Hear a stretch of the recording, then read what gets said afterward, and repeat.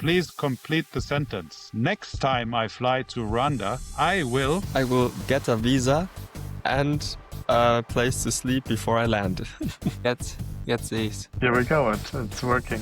This is the fourth or fifth or sixth time. Welcome to Ulis Talks. You know what, guys? Fede and Simon, I'm so glad that you are so patient with me. We've had so many tech issues, and I promise this time it's gonna work. Fede, welcome to Ulis Talks, and Simon, you already introduced yourself. Please do it again. This time you start, Simon. Okay. We, as you already mentioned, we met in Kigali. I'm Simon, born and raised in Munich, studied business administrations, but before that, did a lot of social work. Actually wanted to study social studies or psychology. Noticed that by sitting behind a laptop, you can probably have a larger impact on a larger scale in the long run. Yeah, still went through all the typical internships business student would go through, and then ended up in Lisbon, where I met Fede. And Fede had already quite some big ideas, and I was lucky enough to join him and Sebastian back at the time. And since then, since October last year, we're hustling together 7 days a week, and accomplished quite some great stuff along the way.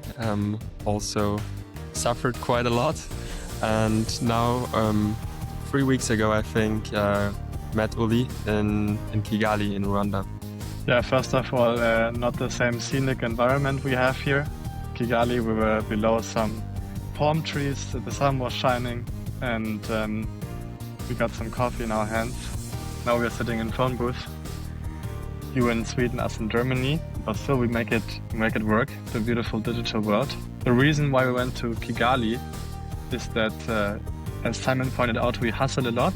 What do we do it for? And I think that's the most important aspect. Like whatever you do in your life, you have to go to sleep and wake up and feel like you're doing something fulfilling, something that satisfies you. And what we do right now is quite abstract. We are in the AI world and bring companies into AI overviews. So if you have a product and you want to be featured in AI overviews or ChatGPT, we help you accomplish that, which is great. It's working. We also realize that it can work, but we don't need to bring this to $10 billion to realize that actually we also want to do something meaningful and want to know what the real problems in the world are, not only luxury problems. And I think a good starting point is going where there can be more exposure to those. And Kigali is quite advanced, but the whole concept was the Africa Week. So we thought we have to know what goes on in, okay, now it's very generalizing, but saying Africa. And of course, it's a generalization, but also we don't know what happens in each country. So this Africa Week, organized by Norrsken, was a real nice touch point to just get to know the ecosystem. And also we knew we will be surprised probably by some stuff that is way more advanced than we think. But anyways, we just want to know what goes on and maybe find ways how we can contribute and connect more. I think that's wonderful to actually go to the place instead of watching it digitally from, somewhere behind a desk. Why did you choose Kigali? Fede has a friend who's working at Norrsken right now, and I think they were in close contact. And your friend who works there also knows how impact-driven or Fede and maybe me as well are, and they invited us to come, and we had an amazing time. It was very eye-opening. Maybe we can dive deeper into our key learnings later as well, but that's how it all happened. Wonderful. And let's dive into those key learnings right away. So I was totally amazed by how developed actually Rwanda is, and that the view that I had of Rwanda before was completely different. Actually, I have to admit, I didn't know so much about Rwanda, and I was astonished by the current situation and the development. And I learned so much about it and about the reasons. And I figure it all started with the genocide more than 30 years ago. What are your key learnings? I think that genocide is a perfect keyword because I'm not 100% sure for Simon, but I didn't even know about it. I heard about something with Hutu and Tutsi, like in some news, maybe a few years back. I didn't know that this was a genocide in Rwanda. I didn't know any context. And I think this is like the general issue that I see for myself and most people that I know.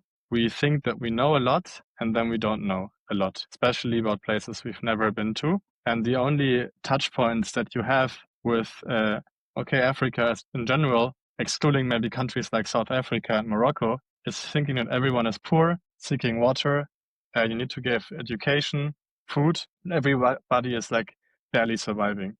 And just a small anecdote. When I was 10, a friend of mine connected me to a person that lives in Kenya. I texted with her on some chat app, and I asked her how she can even text with me, because how can she even have internet?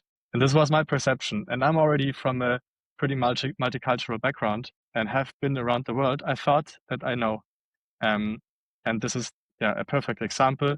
Rwanda, when we came there, the streets looked amazing. Comparing it to Mexico, which I think has a higher GDP per capita, it just looks flawless. And we got this image of Rwanda being like the Switzerland of Africa. Of course, not everything is extremely developed, and you still see that people are on bikes or on motorcycles, not everyone is in fancy cars, but you see how it develops. And it's also nice to see that low corruption rates and safety make up so much of an environment for growth. And that was extremely interesting.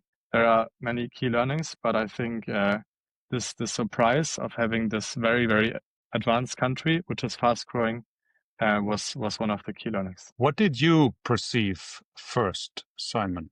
When we arrived there, for me as well, I did not have any clue how it could look like. But what also surprised me so much was how the whole population, even though they had this genocide only 30 years ago, now works together and works for the country to achieve growth.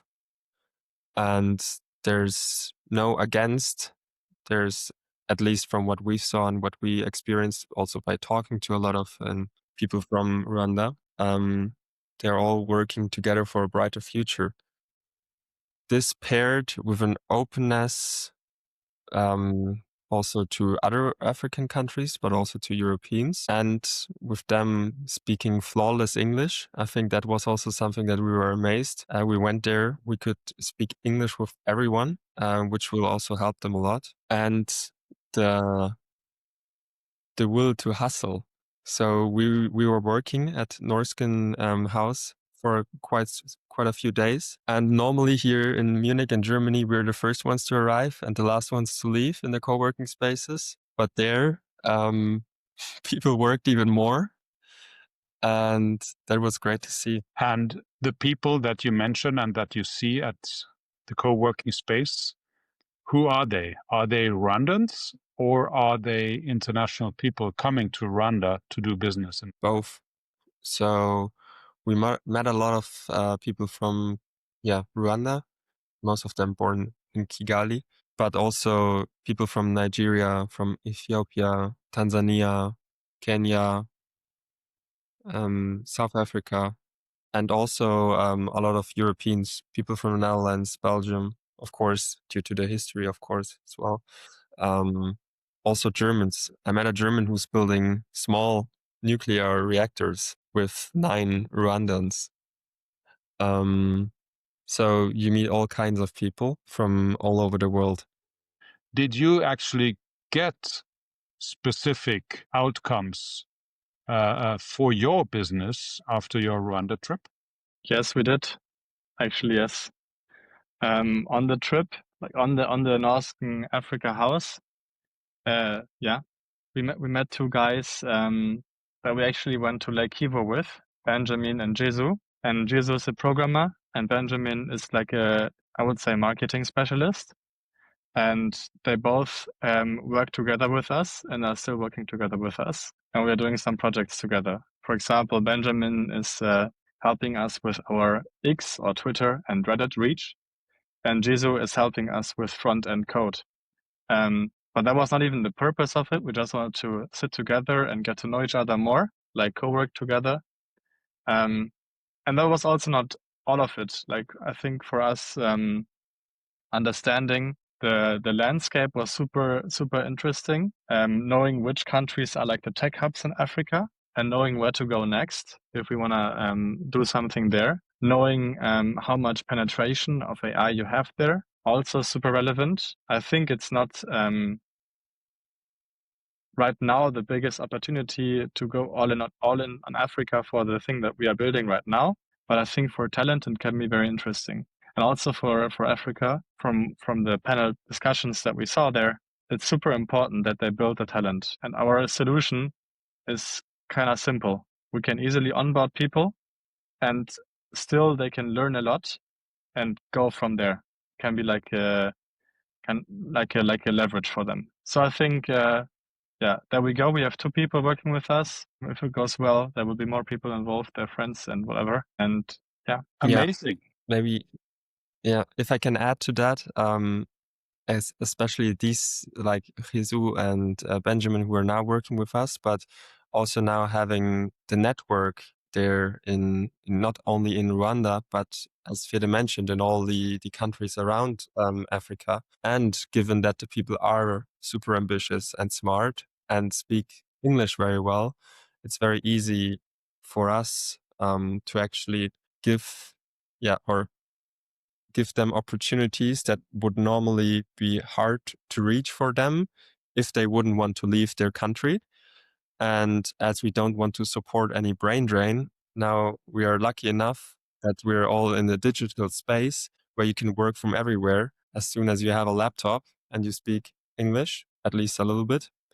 And that's a huge opportunity that us business-wise, but also impact-wise, can help a lot. And just what to add on the talent side, from what we heard there was that AI talent is missing.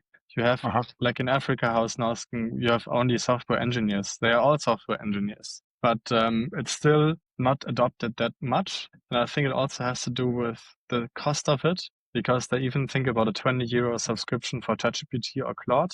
If you really want to work with it, you need to have a subscription of 200 euros plus per month, which is often the salary of people. So it's not that easy to work with it. Then the opportunities that allow this are maybe missing regionally, but still there is this demand for sure, and a lot to come. I find it amazing, and I have a lot of respect for both of you for booking the flights to Kigali and doing what you wanted and intended to do.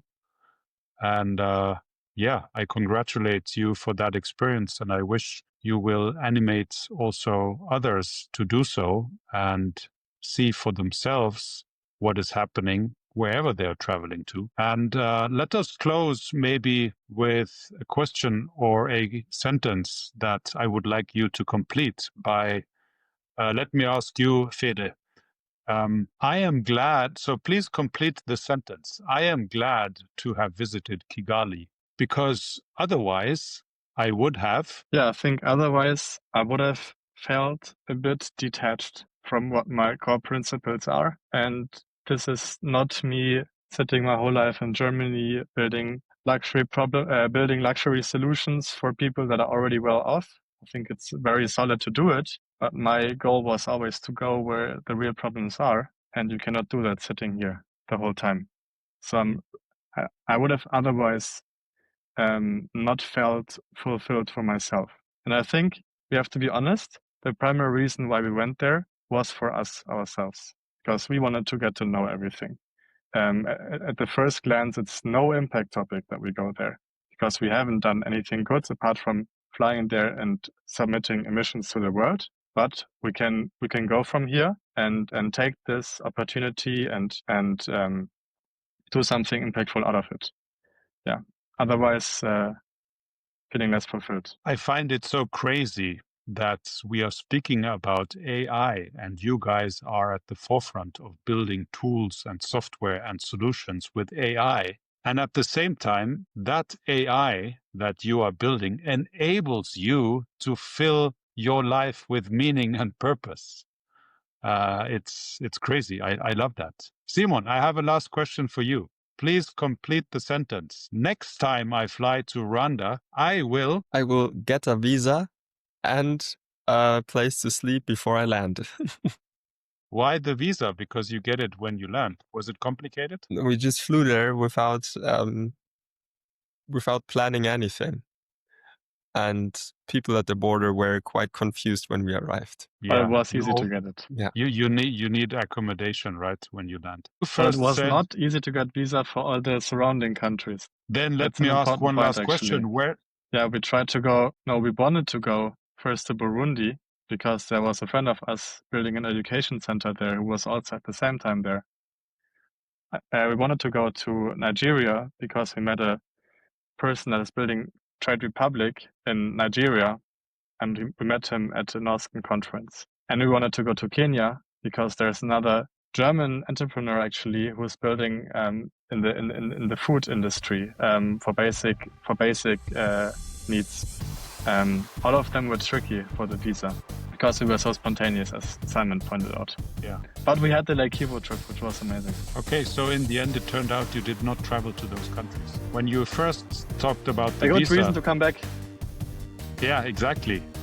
When you first spoke about the visa, Simon, I thought you were saying you were trying to get a visa for a long stay. No, for all the countries around. With the privilege of having a European passport and traveling through Europe, you don't think that you would need any other visas once you're there. A big thank you for your patience. A big thank you for this talk. Thank you for sharing your stories, and meet you very soon again, hopefully in Munich, in Stockholm, or in Kigali. Thanks so much, both. Thanks for the questions.